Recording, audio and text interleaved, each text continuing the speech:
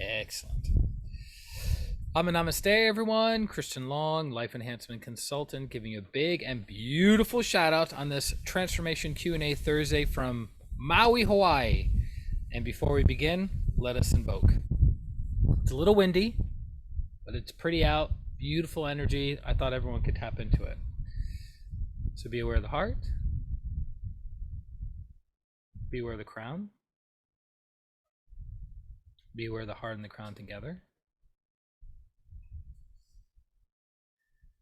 To the Supreme God, Divine Father, Divine Mother, respected and beloved teacher, Grandmaster Cho Koksui, Lord Mahaguru Jameling, to Lord Buddha Kuan Yin, to Lord Ganesh, to Saraswati, to Holy Master Count Saint Germain, to all the holy gurus, holy masters, saints, archangels, holy angels, healing ministers, to our divine selves or higher souls.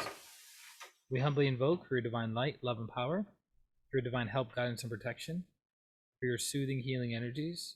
Thank you for allowing us to strengthen our awareness, our understanding, and our wisdom to realize who and what we are. We thank you, Lord God. We thank you all. With gratitude, respect, and love, so be it. All right. Well, welcome, everyone. I appreciate you guys. Oops. Yeah, we are reporting from Maui, Hawaii. So I'm in Haiku. Haiku, Haiku, right below Paia. So I'm mid northern Maui, and teeny tiny town. I found out about this Airbnb in the beginning of May, and so my mentor and I were looking at different places throughout the entire country of where I could stay for a month or 2 months. And so we found this place, or we looked at several places in this area, and she says, book that place immediately. And so far, it's been an absolute blessing. I've only been here a day. Super blissed out of my mind. I was a little worried of getting in through the COVID, I don't know what you'd call them, the COVID Gestapo at the airport, because Hawaii is very, very, very particular about who can come in and who can't. You have to fill out forms for, you're bringing in certain kinds of foods, you're bringing in certain kind of animals, all this different stuff, right? Because the fauna and the environment, the ecosystem is very fragile, right? So they can't be bringing in foreign stuff from the mainland. But 25 minutes in line, showed him a couple things, asked me, I think, one question, and then we were good to go. And everything is a 3-minute walk to the downtown area, and then it's a bus, like a 14-minute bus ride to the next major town. There's a beautiful stupa there that I saw online, and I'm really, really looking forward to taking some pictures with you guys, showing you that spot. It's funny enough, the Lama that runs that center reminds me a lot of Master Hector, so I have to do some little research on that. And I'm going to do, obviously, my Arhatic Yoga practice when I'm there. I'd make it a practice to do higher practices around spiritual centers where there's lots and lots of energy.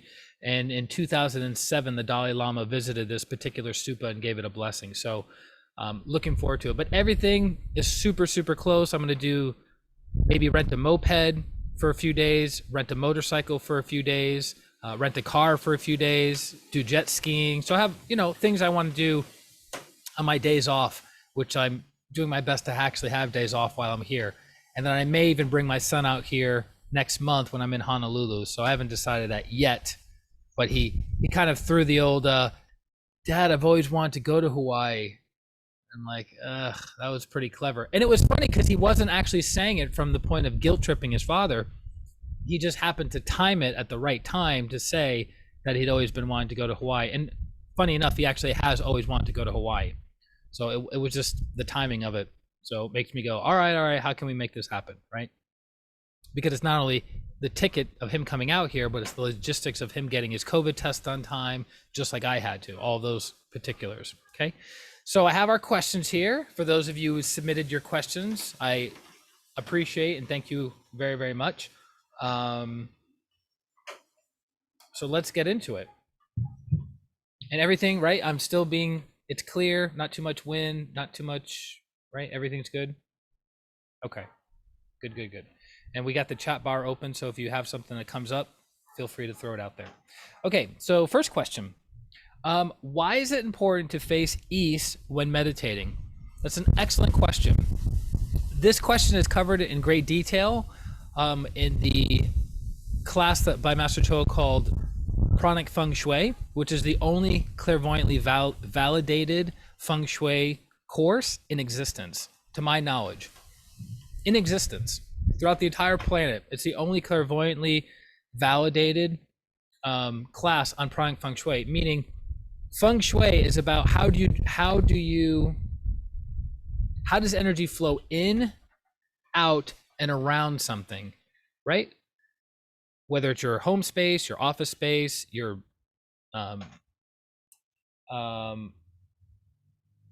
when you're negotiating things, we talked about that a little bit. So the directions you face determine what happens to your energy. So I'm facing a particular direction right now, knowing what it's doing to my energy. So the question is, why is it important to face east when meditating? It depends. I can't go into the particulars of the technique and the types of energies and all these things because that's part of the course, and I'm not authorized to teach that. So again, as the Gemini, I'm here to plant seeds within the consciousness of the students, and then have you guys either move in that direction through reading the books, taking the courses yourself, or next lifetime.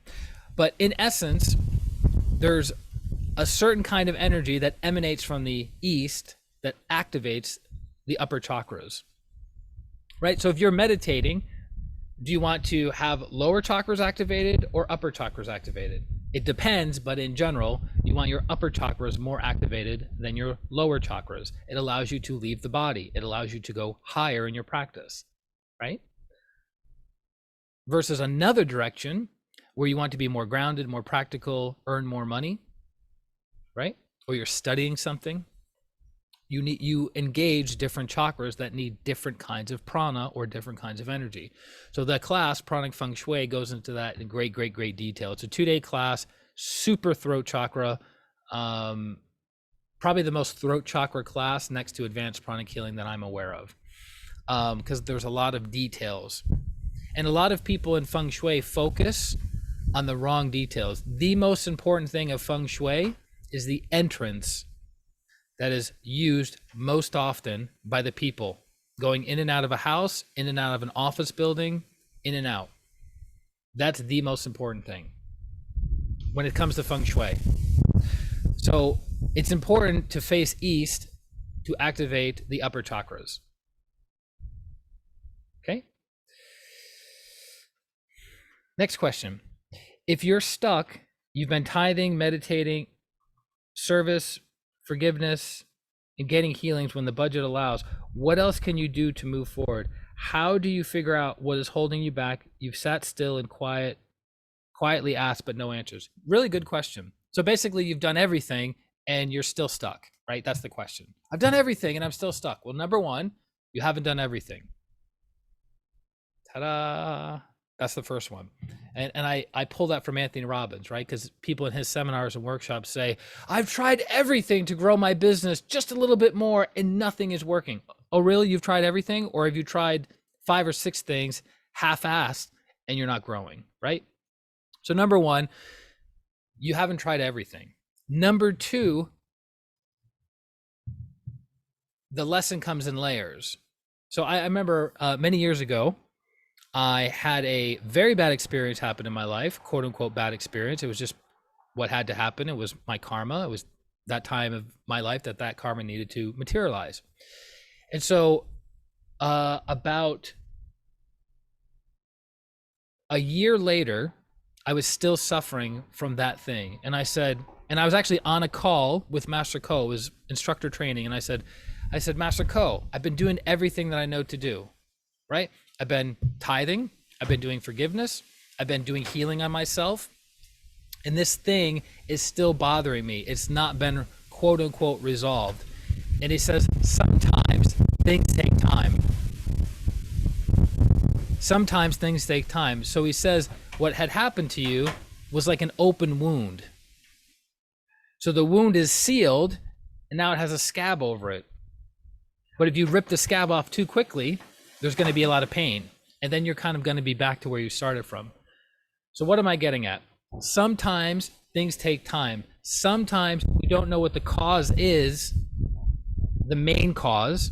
We're kind of circling around a cause, but we're not going to the core energy. So in coaching, we call this coaching to the story versus coaching to the core energy. So you may think the reason you're stuck is because of this surface level thing or this wave, right?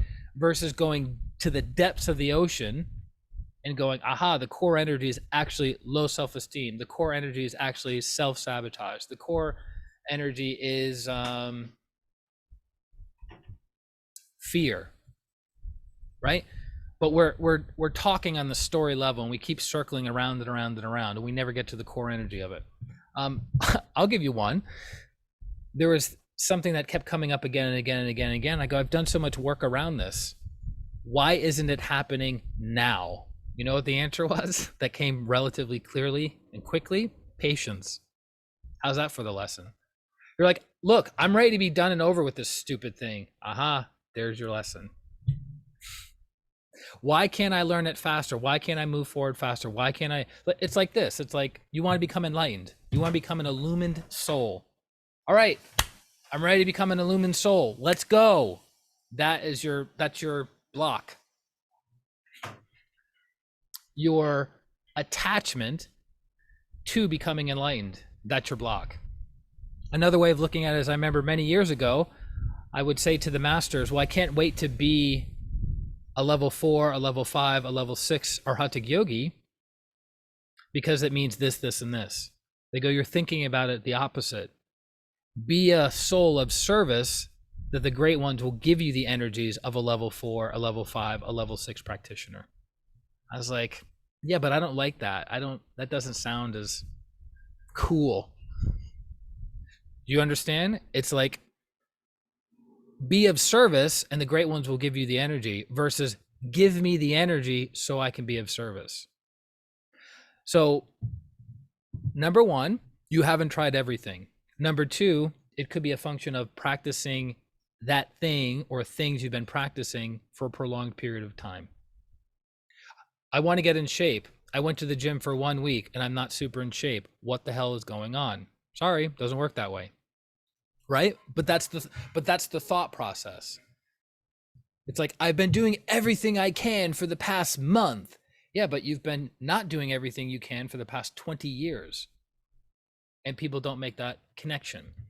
Right? Master Choa says, okay, so you suffered a trauma. When did you suffer that trauma? A decade ago.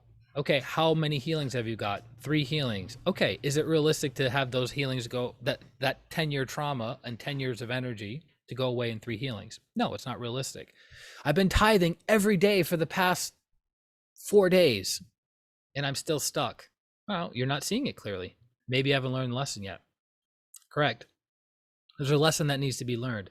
So we talk about, how do you speed that up? Right? Because that's kind of the question. I've been doing everything. Well, number one, always do forgiveness. I had a client I was talking with earlier today. There's a person in her life that is really, really, really rubbing her the wrong way, like big time. And it's actually quite fascinating. And so I was talking with my mentor about it, and I go, what's going on with this situation? And she quickly said, karma. She's not saying it from a generic response of everything's karma, which it partly is. But she was literally looking at the energy, and the message was karma. And so I said to her, I go, well, are you doing forgiveness on this person? Because how do you supersede the law of karma? Forgiveness and tithing, right? Forgiveness and mercy. That's how you supersede the law of karma. And she goes, I've forgiven her. There's your clue. You guys get it? I've forgiven her. Really? Then you wouldn't be doing that. So when I say to somebody, I go, you should probably practice forgiveness around this person or around this situation. I don't need to practice forgiveness. There's your clue. Or, I've already done forgiveness. I've already done it. I've done it. There's your clue. Or, maybe you should practice more gratitude for what you have and gratitude for the resolution of this situation. I've already practiced gratitude. There's your clue. But that requires what? Awareness and self-honesty, which most people don't have. That's why they stay stuck, myself included. Add-on question. Oops, there's all this heat's coming in. You guys are so fast today. Okay. So add-on question. When doing healing, how do you determine if a wound is a new wound or an old wound? That's a good question. You can scan it. You can scan it. So something that is very old is dense. Something that is intense but recently happened is really big, like the energy is big, but as you push on it, it yields, it gives easily. Right? So if somebody says to me, like, I have anger towards my father, my mother, okay, you can scan the energy of that anger, and if it's really dense, very, very heavy, that's old anger, versus you get into an argument with somebody yesterday and you're like, I'm angry at that person. The energy is going to be very fast moving and bright, but it's going to be not very heavy. Okay, so that's one indicator, energetically speaking, to know if it's an old wound or if it's a fresh wound. But the interesting thing is, if you look at it, the seed of the old wound, the energy of the old wound is continuing to attract new wounds, which people don't seem to understand. Right? So it's like, if you have low self-esteem and something happened to you 20 years ago, woo! It's very windy here. If something happened to you 20 years ago that created that wound, and you don't resolve it because you didn't practice forgiveness, you didn't get healing, you don't have awareness, right? So the wound is still there. That will continue to magnetize another situation to validate low self-esteem, low self-worth, right? How many people have said, I keep attracting the same kinds of people in my life and the same kinds of situations in my life, because that old energy is still in your system, never been healed. So you keep attracting similar people and situations to validate that energy, right? But if you have good self-esteem and good self-worth, surprise, surprise, surprise, you won't attract those kinds of people or those kinds of circumstances, or it'll happen, you'll give it barely any energy, and then you've learned the lesson and you move on, right? Have you ever noticed the madder you get at something, the more it magnetizes other not so pleasant things in your life? Murphy's Law, anyone? If something bad can then go wrong, it will. Okay, that's connected to your energy. You're magnetizing it. You're creating little magnetic fields through your thoughts and your emotions that then pull in similar energies. So you have to remove those energies, then you have to build the new energy. You have to remove the anger and replace it with happiness. You have to remove the low self-esteem and replace it with good self-esteem. And then your life improves. Okay? So how do you figure out what's holding you back?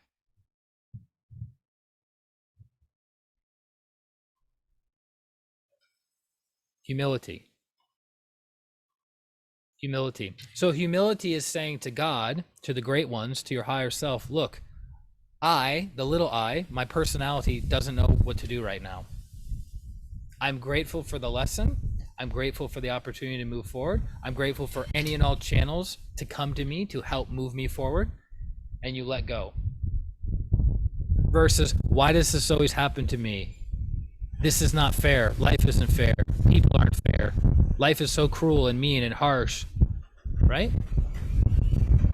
If I kept that viewpoint, right? If I kept that viewpoint, I would not be sitting here in Hawaii. You guys get that? You get that I'm a practitioner of what I'm sharing with you. I'm not just a mouthpiece. I do my very best to embody the things I share with you guys. You can always do more forgiveness and give more love. Absolutely. All of the virtues are limitless. You're like, I'm so compassionate, go further. I'm so patient, go further. I'm so loving, go further. They are limitless. You can always be more loving, always more compassionate, always more patient, always have more understanding, always more tolerant, always. Right? There's no limitation. And also, as a side note to the side note, this is really important. This came up years ago in a class, and I've seen it kind of spike up occasionally from time to time. Do not think you have to save up your happiness for another day. Meaning, nothing external has to happen in your life for you to be happy. You don't have to earn more money to be happy. You don't have to find the love of your life to be happy. You don't have to travel to a certain exotic location to be happy, right? You can be happy from within. You guys get that? The reason I'm here is because I did inner work, not because I did outer work. Right? I'm grateful for the external world that I'm living in right now, but this is more important. The internal world is more important. So stop thinking, when this happens, then I'll be grateful. When this happens, then I'll be happy. When this happens, then I'll forgive. It doesn't work like that. Start now and do it now. Be happy now. Be fulfilled now. See, I sense the resistance. Interesting. So be aware of the resistance. Lord God, thank you for helping me let go of my resistance of being happy, being fulfilled, being content, being at peace. Thank you, thank you, thank you. Thank you, thank you, thank you. See? Good. The shift is occurring. Okay. Why do we pay for energy healing if energy is free? I have a weird feeling we covered this in some other way of asking it. You're paying for the person's time. You're paying for the person's time, and then that person determines what their time is worth, right? So you're right, energy is free in their experience, correct. 1,005. Oh, I was like, 1,005? I go, yeah, I'm getting there. 100%. So you're paying for people's time. Healing is free. Master Choa said that in a video years ago. He goes, you're not paying someone for healing. The healing is free. What you're paying is for that person's time. And then that person determines what their time is worth. And he said in the same video, what is 30 seconds of the teacher's time worth? Because Master Choa could say something, could heal something in 30 seconds that could take you an entire lifetime to have the awareness or healing of. What's that worth to you? It's priceless, right? So what's 30 seconds of the teacher's time worth? So when people pay, again, I've said this before, and it's helpful to say again, when people pay, they value it. When people pay, there's an exchange of energy, because money is concretized energy. So it's karmically entitled the person to be healed. When I have people pay me $1,000, they heal faster than the people that pay me $20. Just is what it is. Right? You could say, well, that's not fair. What if the person doesn't have $1,000? Okay, I get it. The person, now I'm gonna maybe push some buttons for the viewers of this now and in the future, but it's okay. I'm here to slap you guys a little bit, lovingly, firmly. Let's say you have spent thousands of dollars on coaching, thousands of dollars on healing, thousands of dollars on therapy, and you quote unquote don't feel that you're further ahead than when you started the journey. Fair, right? So let's say it's $10,000 that you've paid, right? But let's say that your karmic debt that created that condition, that ailment, is $100,000, $200,000, $500,000, $1 million, right? But you're like, I gave $10,000 to heal me of that pain, sorrow, and suffering so I can move forward, and I'm still stuck. What gives? That's not fair. But you don't know what your karma is. You don't know what your debt is. That's why forgiveness, the law of forgiveness, and the law of mercy supersede the law of karma. That's how we get out of our debts. Hello? What did Lord Jesus do? Take on the debts of humanity to a degree, right?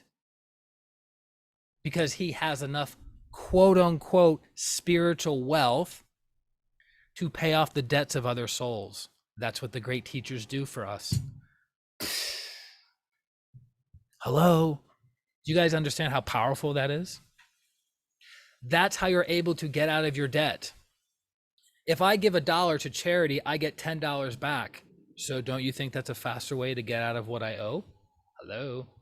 That's how you pay off your debts. And as the saying goes, we can never repay the spiritual teachers. It's impossible. The only thing we can do is be an example and help other souls. That's it. Master Choa can never repay his teacher, Lord Bodhisattva Mei Ling. Impossible. Look at it from this perspective. The solar logos, right? The being of the sun. How can we repay the being of the sun? Shines every day for eons of time, gives life, gives food, gives nourishment, gives energy. How can we repay the sun? Impossible, right? We are forever indebted to the solar logos. Not a bad thing, right? But if we want to keep moving forward, we have to keep neutralizing our karma. Learning the lesson, tithing, service, learning the lesson, tithing, service, learning the lesson, tithing, service. It's the same. That's how you accelerate getting out of the ditch that you dug yourself. But again, if you've had a condition, by the way, suffering, you can write this down. Suffering is a form of neutralizing your karma. Master Choa doesn't recommend it, but let's say you had a tragic event happen to you 20 years ago, 30 years ago, 40 years ago, right? And it caused you a tremendous amount of pain. That tremendous amount of pain and suffering is you neutralizing some of your karma. But the smarter way of doing it is forgiveness, tithing, service, learning the lesson, gratitude. That's the faster, more intelligent way to do it. So say you're doing service hours, are they effective relative to the ability of the healer? Yes, absolutely. You can do healing as service, because what is service? Time. It's not saying I'm doing service to produce a miracle in this person's life. I'm doing service of I'm exchanging my time to help alleviate the suffering of another soul, right? Now, if you can produce a miracle, hallelujah. Good karma comes back to you many, many times. Think about that. If you help someone produce a miracle, what are you now entitled to? The great teachers are looking for, exactly.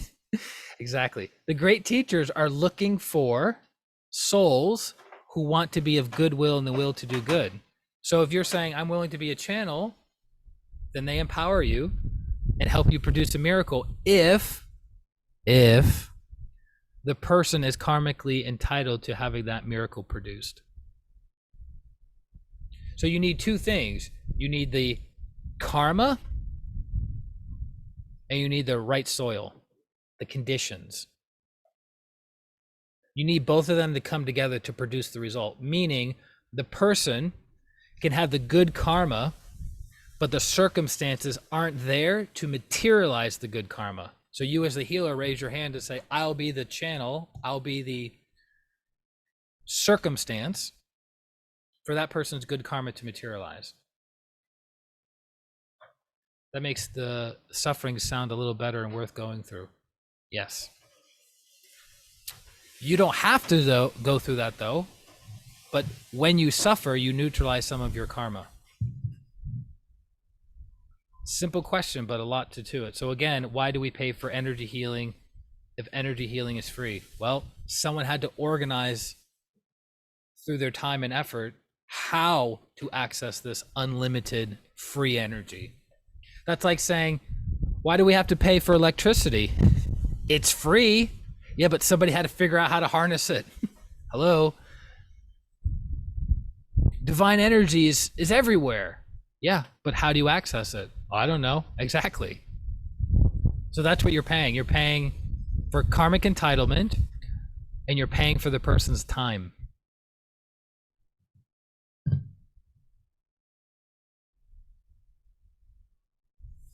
Typically when people resist, I've noticed in my history, when people argue my rate, almost without exception, they don't heal quickly. Because that means they have inner resistance, they have poverty consciousness, they have negative pride, so then they don't heal. Because in the world of energy, how do you heal? Through conductivity and through receptivity. If the person's trying to haggle their healer, they're lacking receptivity. And the weird thing is, and I've noticed this with other therapists and other healers, when people try to negotiate their rates, I notice the same thing. But it's strange, even when people who have the money do that. It's interesting. So they don't heal as quickly. What happens when a baby, next question. What happens when a baby is stillborn? Is the soul not ready to be in a body? Good question. Have you noticed that most stillborns happen in the first trimester, or most abortions happen in the first trimester? Like the woman aborts the baby, like through her own biology, right? It's usually in the beginning versus in the end, right? Energetically speaking, the incarnated soul lodges most of its consciousness in the 12th chakra at the 7th month of conception. So Master Glenn, who is a neonatologist of over 35 years, found out because of Master Choa, which is kind of funny. Master Choa asked Master Glenn, when does the survival rate significantly go up with the pre-pregnancy or pre-delivery? And Master Glenn says right around 7 months. And that's interesting because that's right at the point when the incarnated soul, the higher soul, lodges itself into the incarnated soul. So there's more life force going in and out. The chakras are spinning, they're more active, they're absorbing energy and prana. Cool, right? But prior to that, a strong part of the higher soul is not incarnated and anchored into the incarnated soul. So the survival rate goes down considerably before 7 months. So if there is a stillborn, some karma is being neutralized because maybe that higher soul wanted to experience that for whatever reason, right? We don't know. Want to experience that, and then it withdraws. It withdraws. Not a lot of energy got invested, so not a lot of energy is taken out. It could be just for a lesson, for an experience, and that's it.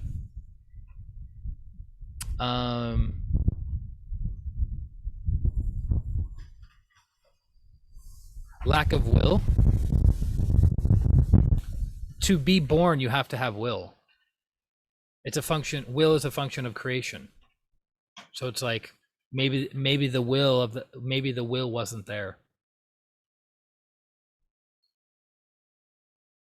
And another viewpoint, it could have been in the agreement, right? It could have been the agreement of the higher soul of the baby and the higher soul of the mother, that the mother wanted to experience that loss to learn a lesson or to have an experience. So there's so many different ways of looking at it. When you go higher, things make so much sense. When you go lower, that's when things become complicated, because oneness is you're moving to a focal point.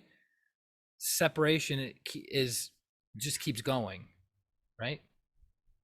So we want to go up versus down when we view things. Do you need to sleep less the more spiritual you become? It depends. As I understand it, from Master Ko, the body still needs to sleep. The body still needs to rest. Also, we learn lessons. If we're not doing our practices properly, we learn lessons and upload to the soul when we sleep. So people who don't get good sleep have a hard time processing information, processing data. So it's important to take care of your physical body, and it's important to sleep your 7, 8, 9 hours a day. But in general, the more spiritual you become, the stronger your chakras become, the less sleep you need. Interestingly enough, the older we get, we tend to need less sleep. 50, 60, 70 years old, we tend to need less sleep. Children need to sleep all the time because why? Their physical bodies are growing, so they're absorbing, they're utilizing lots of energy to grow. So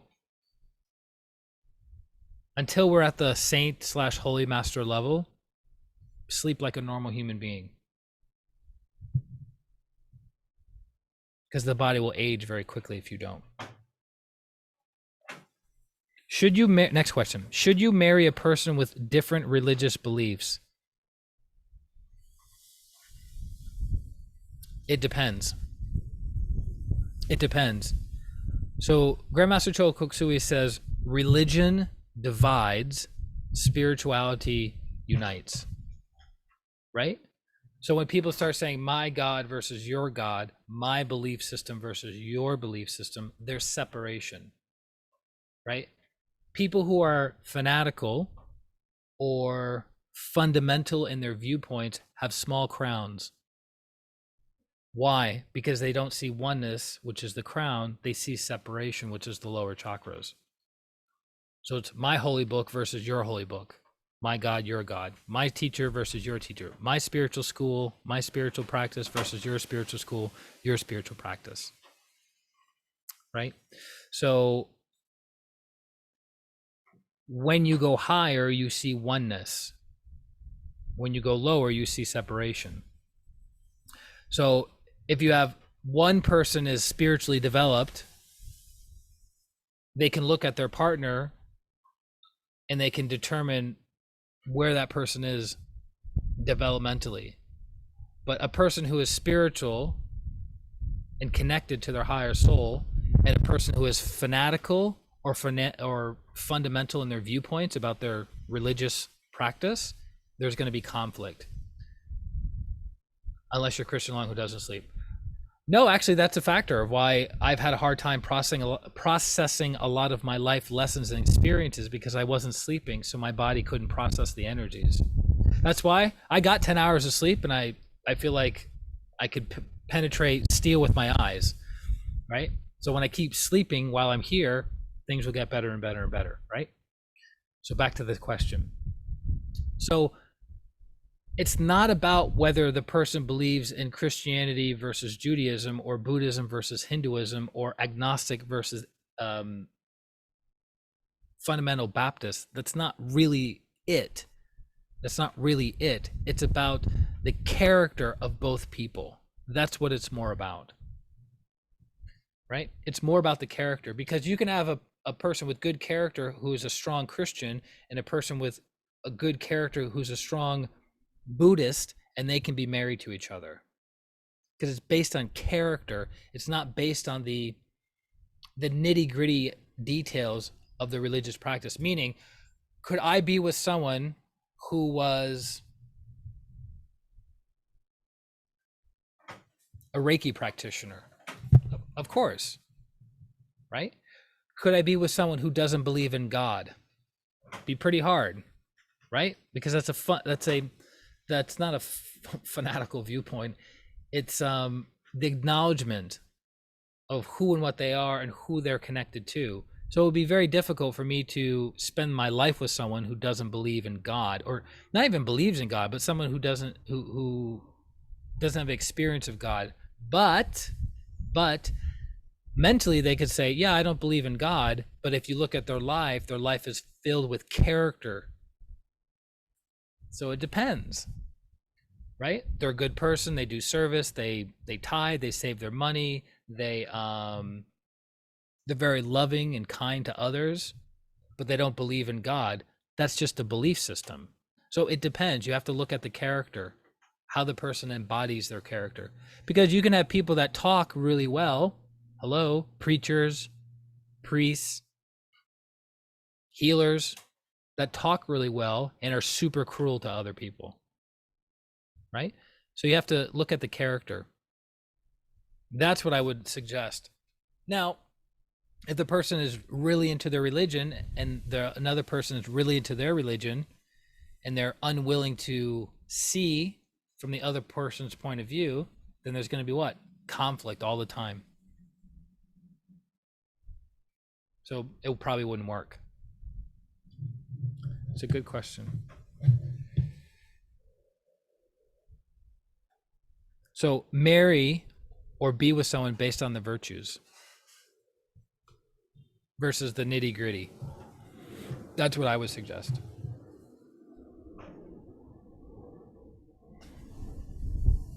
I feel like there is so much to do in order to become a better person and evolve, and it's overwhelming. What should I do? It's a good question. Got this from a client earlier. There are many things you can do to spiritually develop, to personally develop, to financially develop. Where do you begin, right? Pick something and run with it for 2 to 3 months. That's my recommendation. In pranic healing and our Hatha yoga, we talk about the 5 virtues, right? There are many virtues outside the 5 virtues, but you got to start somewhere.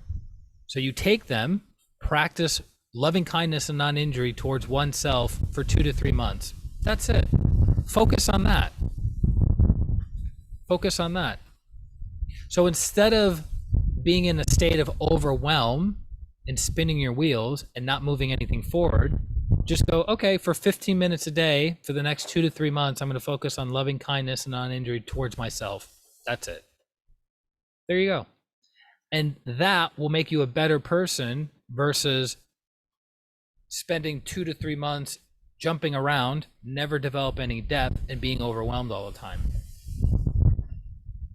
Right? I remember years and years, like almost a decade ago, I had a client say to me, I was saying, here's your homework for this upcoming week. We met again. I said, how was your homework? She goes, I didn't do any of it. And then a couple minutes later, she asked, do you have anything more advanced? And I said, you're not doing the basics, right? So the people in the gymnastics world, it's like, I have a hard time standing still, but can you teach me how to do, round offs off the balance beam? You're like, hold on, you can't even stand still. You can't stand properly. Let's get that done first. Then we'll work up from there. So, but if you're saying, Christian, I've been meditating every single day for the past 3 months, what can I do to take it to the next level? Then let's talk. But if you're not consistent with baby beginner practices, what's the point? You're overwhelmed because you're like, I got to do everything. But then if I ask you the question, what are you doing? You're like, nothing. All right, well, do twin hearts every single day for the next 30 days. That will advance you more than running around like a chicken with your head cut off. Does that make sense? And then once you have a solid twin hearts meditation practice, then let's talk about this. And then do that for 2 to 3 months. And then when that's solid, then let's talk about this. Okay? Master Choa calls it the salami technique, right? You just shave one little piece of salami at a time. But Christian, I thought no one eats pork in pranic healing. He's just using it as an example. He's not saying eat pork, right? So it's the salami technique. Trust me, at this point, I could give you 3.5 to 4 hours of practices per day. Which, you want to know something super funny? You have 3.5 to 4 hours a day to do practice. The funny thing is, that sounds overwhelming, right? It's like, there's no way I could. No, you could do it.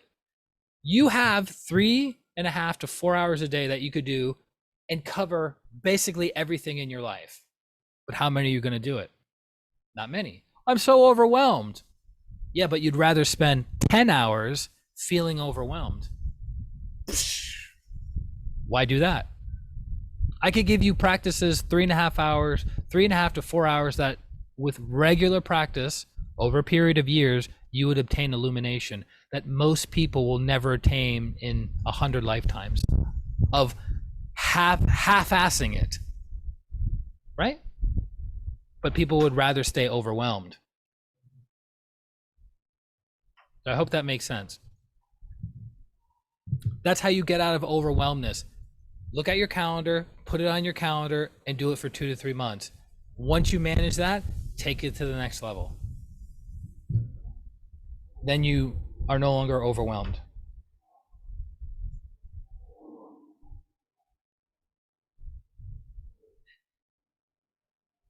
I noticed since I started meditating regularly, I've become more impatient, irritable, and angry. Am I doing something wrong? It depends, right? I don't know what the person's referring to specifically, right? But it depends.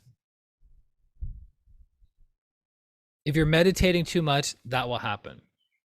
So there's something called Kundalini syndrome that Master Choa coined about 25 years ago that's connected to practitioners, not just Arhatic yoga practitioners, but you get introduced to the concept of Kundalini syndrome as you practice Arhatic yoga.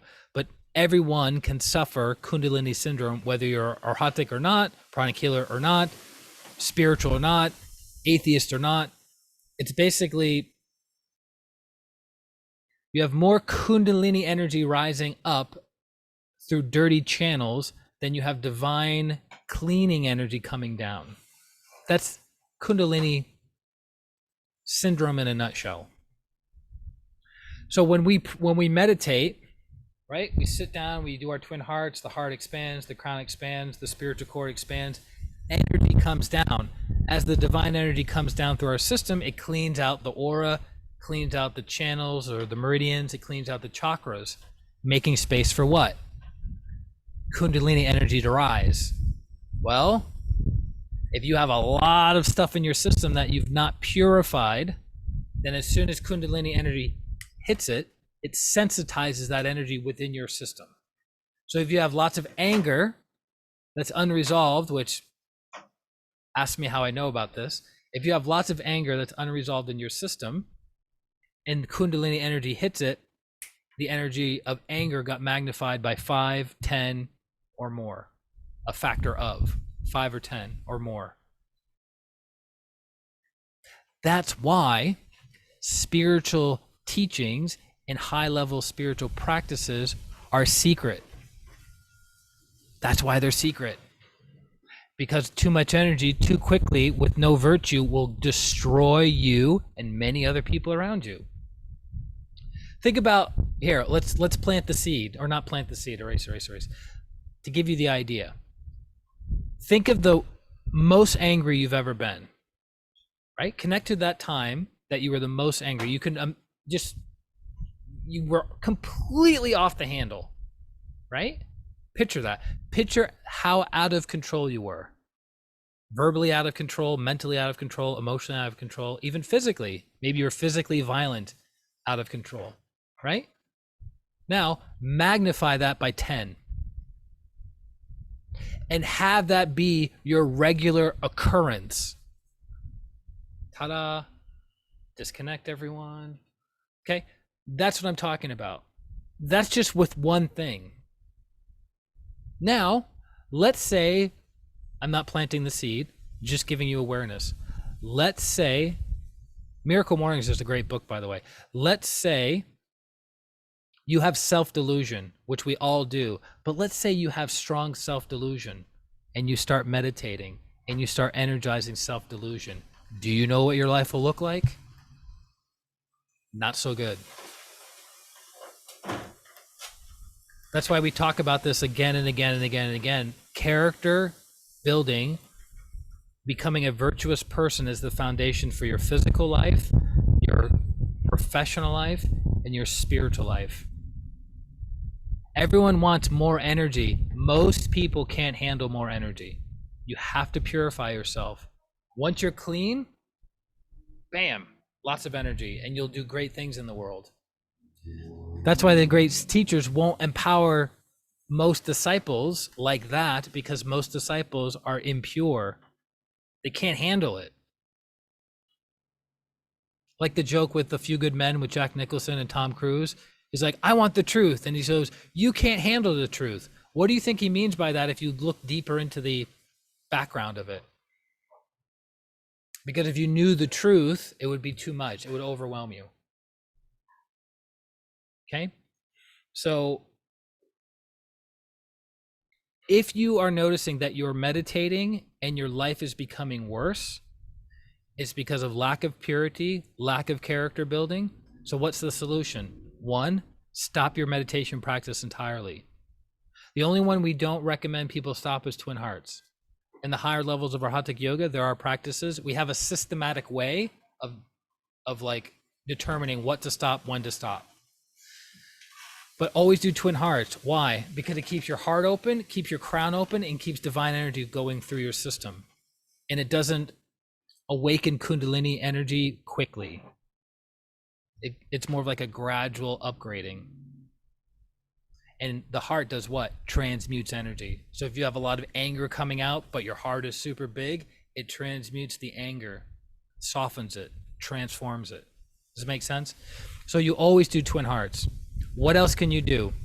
Stop higher practices, do more physical exercises, do more blessing, take daily salt baths, partial fasting, fruit fasting, or dry fasting.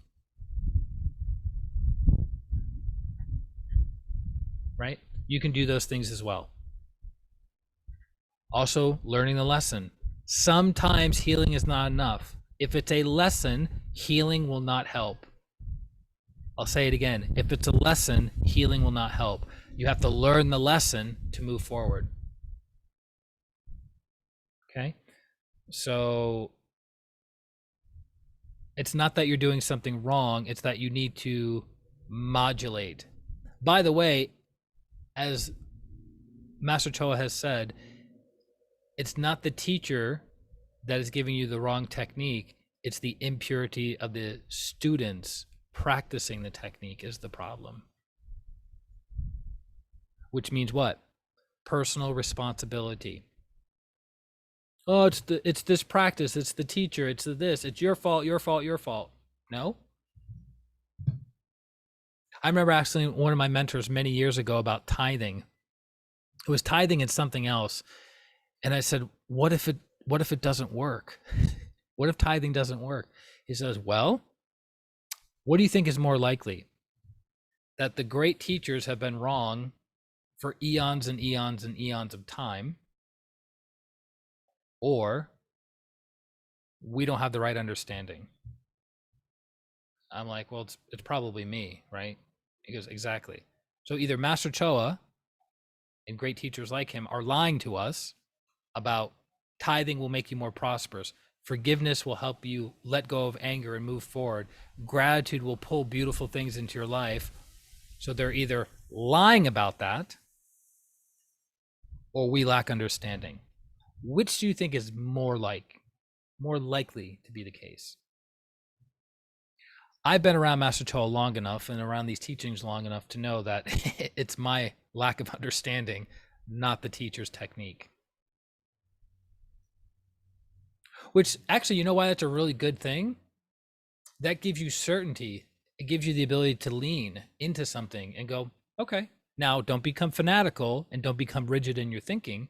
But if Master Choa says, hey, you're having financial problems, you need to tithe, and you know that that's true, then you can rest in that. And you go, all right, having financial difficulties right now, time to tithe. I'm going to tithe more, actually. And then you let go. You're not fanatical about it. You just go, I practice the principle, the technique. Let's move on with the day.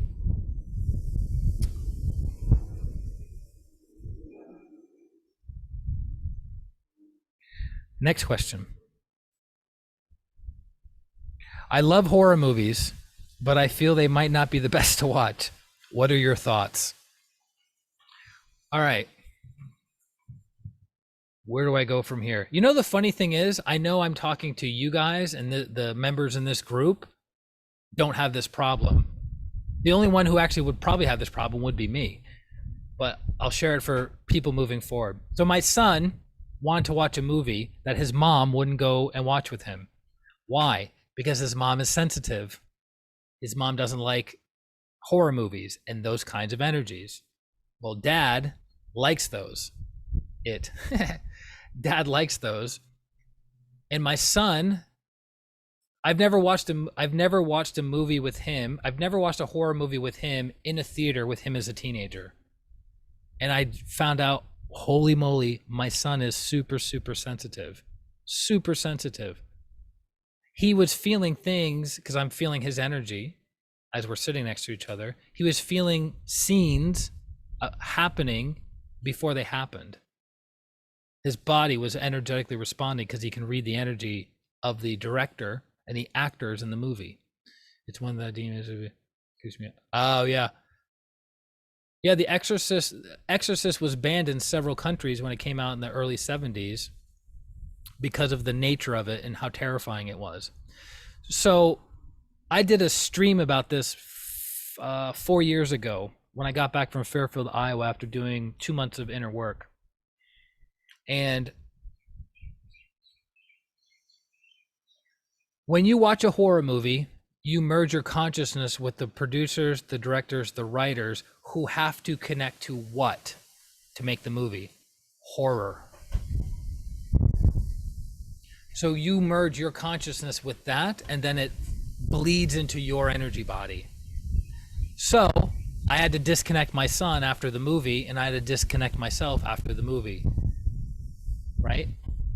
Because if something's connected to an energy body that's big, you start changing things in your energy body to bring in those kinds of things, right? So I don't recommend people watch horror movies. Look, I've watched way less over the years, so everyone calm down. I used to watch them all the time because that was kind of my outer experience, was like a horror movie, and so I was comfortable with it in the inner world. But this particular movie, I hadn't seen a horror movie in a long time. It made me very uncomfortable, which I was like, yay, I'm growing. And my son was super uncomfortable, and he probably was like, well, I can't show up like a chicken in front of my dad or something like that.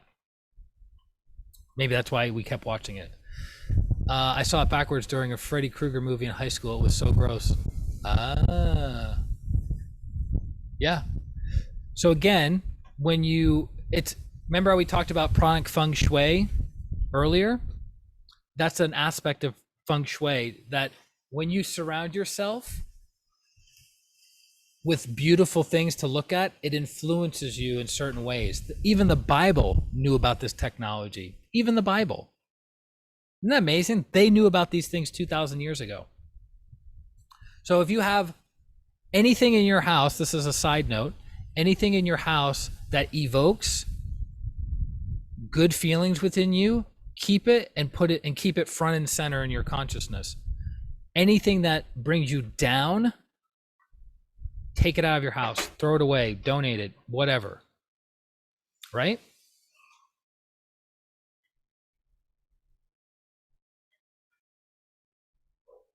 So again, your environment influences you energetically and subconsciously. So I don't recommend people watch horror movies because you merge with it. If you watch romantic comedies often, your consciousness also merges with unhealthy relationship dynamic. Hello? Romantic comedies are not healthy. Anyone? They're not healthy. They follow a certain kind of narrative that's not good for relationships. So I don't recommend it. You know what my dad used to watch for hours and hours and hours for decades? I'm not even making this stuff up. The History Channel, which has nothing but war. My father was a Vietnam vet.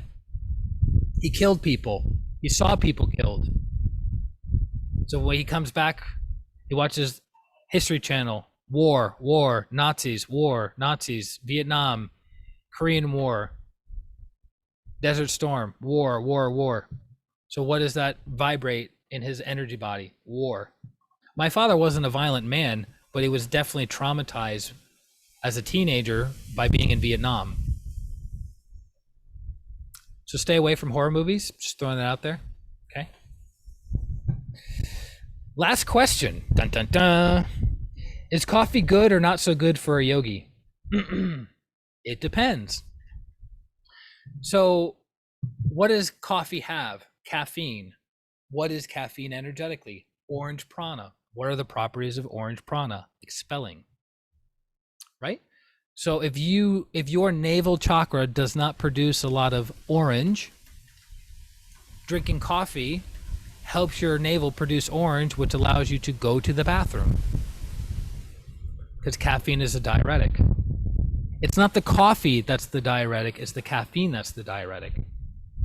So if you want that effect, drinking decaffeinated coffee has less orange prana in it. Make sense? So I know some people that they drink caffeine and it overactivates their main and overactivates their kidneys, because they have anger issues. So if you have anger issues, you take a stimulant like that, it overactivates and depletes, because it's always active. It depletes your kidneys. So you have adrenal and kidney fatigue, or adrenal fatigue. Couldn't you energize with orange? Yes. So instead of taking caffeine to go to the bathroom, you can energize your navel chakra with light whitish orange. This is taught in advanced pranic healing. And then that will help you go. Which, funny enough, my ex-wife had hard times going to the bathroom. She was constipated often. Why? Because her navel wasn't producing enough orange. So we took advanced pranic healing. We're people that like to experiment. She goes, hey, can you do the technique that we just learned? Because I can't go. And I go, yeah. So I'm following the protocol. And my expectation is she's supposed to go immediately. So I go, you know what? Let me increase the intensity of the energy and let's just do it longer. And she's like, what are you doing? I go, I don't know. I'm just giving you extra energy. It says this much. I'm just going to give you a little bit more. Not following simple instructions and not following the protocol. So whatever. So you keep doing the technique. Well, long story short, finished the protocol. 5 minutes later, I went into the kitchen, right? We were actually staying at a beach house in my pranic healing instructor's house in Pensacola, Florida. I went into the kitchen and I came back in and she was gone. I was like, where did she go? And I look on the ground and there's poo on the ground. I'm like, what the heck is going on? And then I hear, oh! And I go, did it work? And she goes, it worked too well. So, right? Too much energy too quickly. That's what happens. So when you have diarrhea, your navel chakra has too much orange. When you have constipation, you either lack orange or you have too much yellow in your navel. And she never asked me to do that protocol again. Okay, perfect. So coffee's okay. It depends on the person. Coffee's okay. It depends on the person. So you have to kind of see the other factors, know what the person wants to accomplish, et cetera, et cetera. Okay. So in general, coffee's okay.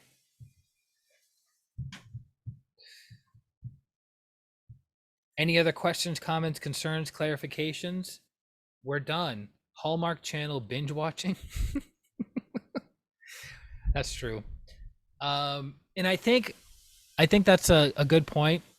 I'm not a big fan of ooey gooey romance things because it's hard for my energy body at the time to understand the energy. It was too foreign to me. It irritated me, right? It irritated me. But horror movies were very familiar to my energy body. That's like the difference of one of the masters in pranic, or a couple of the masters in pranic healing, love classical music, like really intricate, not the one that everyone knows, but like the more obscure classical music. And for me, it's hard for me to vibrate at that level because I don't have an interest in it. But I also don't have an interest in like death metal. It's too irritating to my system. So you got to find something that resonates, fits with you. But I'm sure if my energy body got more refined, I could get into classical music more often. Okay, so I got an extra question. What's the extra question?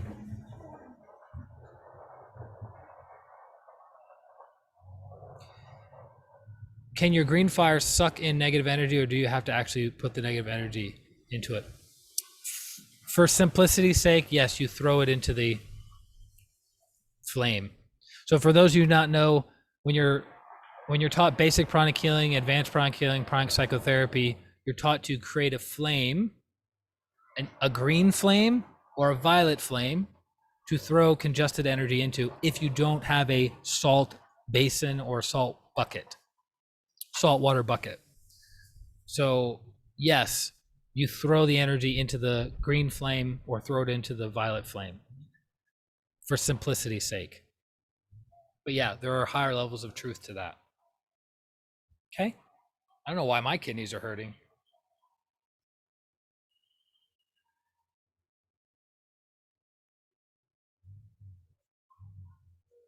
Okay. While on Oahu, you need to go to the Polynesian cultures and a great history of Hawaii and lots of beautiful nature. Ooh. Good call. Thank you, thank you, thank you. Yeah, I'm in love with the area. My mentor actually wants me to move here. She goes, you should live there. I'm like, all right, well, I'm here for 2 months. I'm on this journey to check out places, right? That was the whole purpose of me traveling for 7 months or 8 months. Find out where I want to hang my hat. I'm definitely going back to Mount Shasta for show. My favorite place ever. Okay. You can also have to drink a blue. Are you really the Hawaiian punch? Is that what you're talking about? Are you talking about the little guy that punches people in the face from the 80s?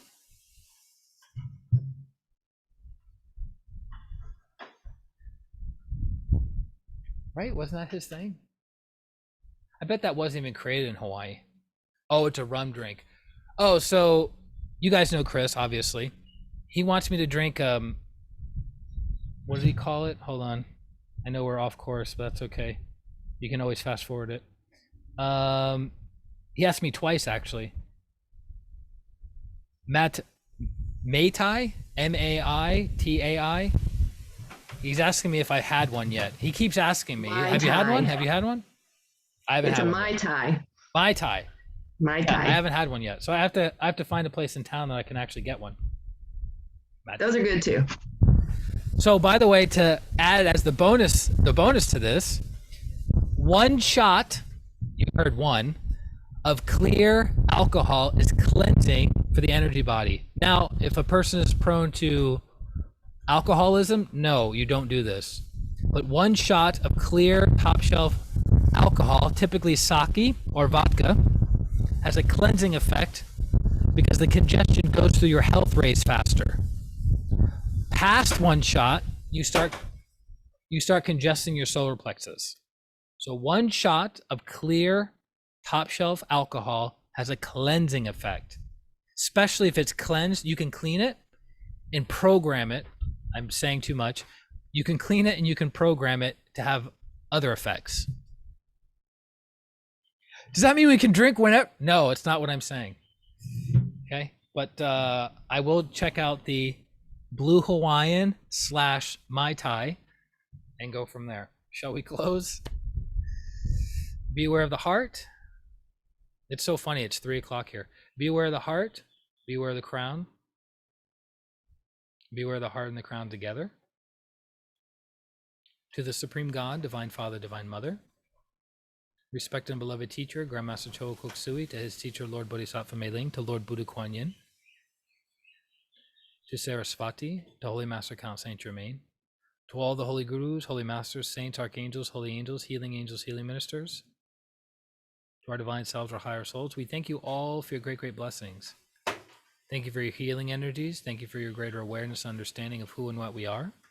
Thank you for blessing us with the inner strength to do what is right, to help others in any way that we can. Thank you for blessing us with good self-esteem, good self-worth, and good self-care. We thank you, we thank you, we thank you. With gratitude, respect, and love, so be it, and so it is. Thank you. Ta-da! Love you guys very much. Enjoy the rest of your day. We'll be posting this shortly. Any questions, let me know. I get it. Any questions, Q&A, anyone? I'll be here all week. I'll be here all month. And I will talk to you guys soon. Do you have plans to do a traditional luau while you're there? No pork. No pork. Well, that's true. But I mean, the whole luau experience itself is really cool. Yeah, if I could have to eat the pork. But if I could find a place that's doing it, I don't know if they do it monthly or weekly or hour. Like, I don't know what the schedule here is, but if there's a luau happening, I'll definitely go to one. Yeah. I mean, I'm here for 2 months. There's lots I got of I fruits got and jet natural ski down. stuff. So What's that? the luau has a lot of fruits and vegetables and stuff too. So you don't have to eat the meat. Just Got it.